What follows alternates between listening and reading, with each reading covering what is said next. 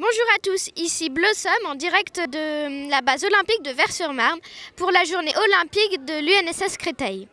L'équipe des jeunes reporters va vous plonger au cœur de cet événement. Vous retrouverez plusieurs rubriques dans le JT. C'est parti!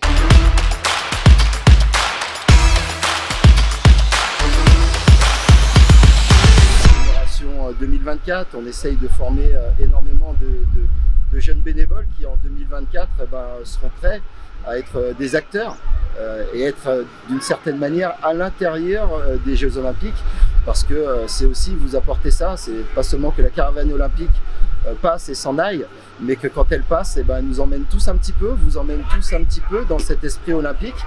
Et de ce qu'on a vu de cette génération 2024, vous êtes déjà très prêts pour la pensée olympique. Vous êtes des mini-olympiens.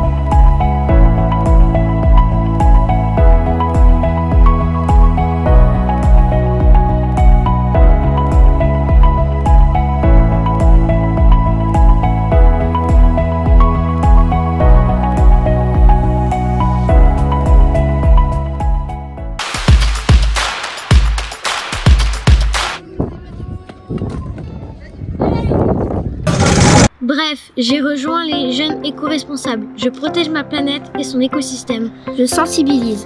J'attire l'attention des participants aux questions environnementales. Je me présente comme référent développement durable de mon AS et de ma classe. J'aide à l'organisation des déplacements afin de limiter l'empreinte carbone. Je m'engage, je lutte contre les gaspillages et je réfléchis à des dotations et équipements éco-responsables. Bref, nous sommes jeunes éco-responsables.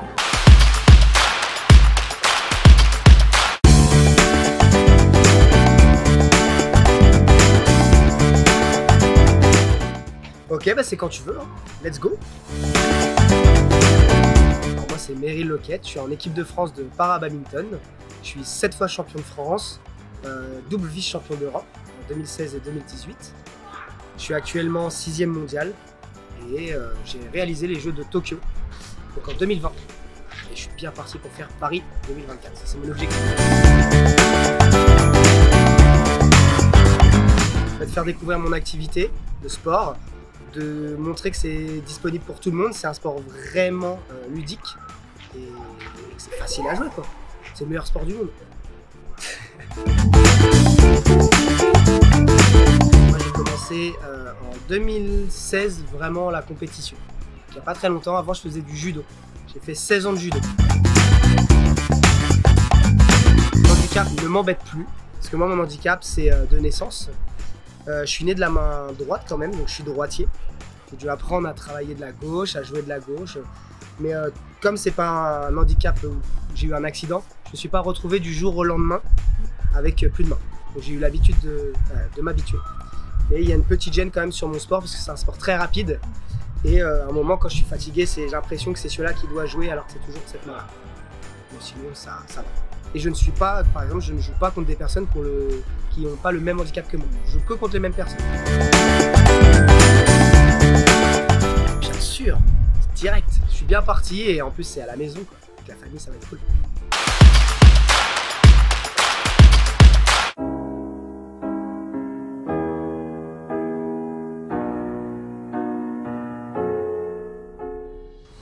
Le stade nautique de Vers-sur-Marne accueillera en 2024 sur l'île de loisirs de Vers-Torcy les épreuves d'aviron et de canoë-kayak lors des Jeux Olympiques et de para-aviron et para-canoë-kayak lors des Jeux Paralympiques de Paris 2024.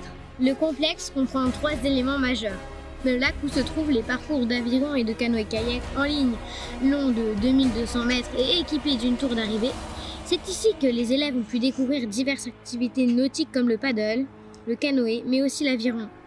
Le stade d'eau vive et ses 2 parcours de 300 mètres et 150 mètres de long, où nous pratiquons souvent le rafting avec l'UNSS. Le plateau vif qui accueille les nouveaux bâtiments dotés d'un toit paysager, accessible à la promenade. Ce lieu est un véritable pôle d'excellence sportive internationale. Il est avec Pékin et Sydney, un des 3 sites au monde capable de regrouper les épreuves olympiques et paralympiques de canoë-kayak et d'aviron.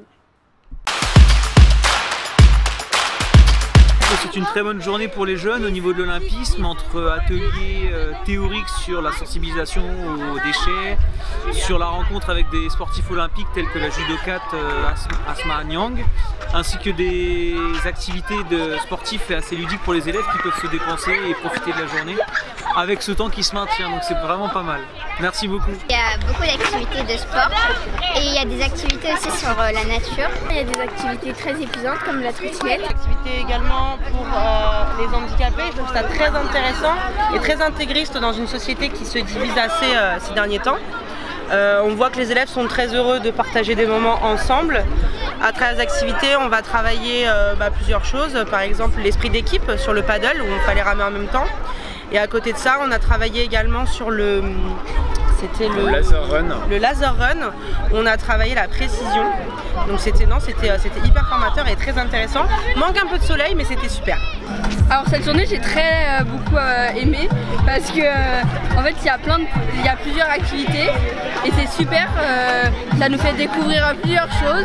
Donc c'est une super journée, riche en découvertes et en émotions.